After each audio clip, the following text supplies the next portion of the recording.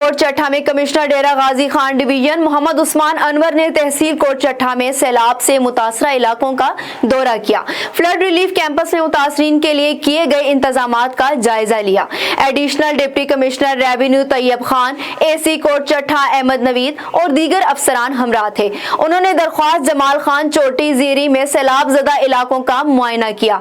Commissioner Usman Anwar ने कहा कि पहाड़ी नदी नालों से आने वाले नदी नालों में पानी की मिकदार तवक्को से ज्यादा थी। हमारी जिला और तहसील एडमिनिस्ट्रेशन ने दिन रात एक करके मुतासरीन की इमदाद की। सैलाब से मुतासर अफराद की बहाली के लिए इकदाम शुरू कर दिए गए।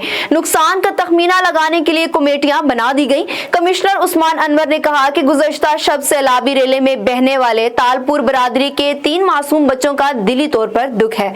वालिदैन खुद भी और अपने बच्चों को भी पानी से दूर रखें।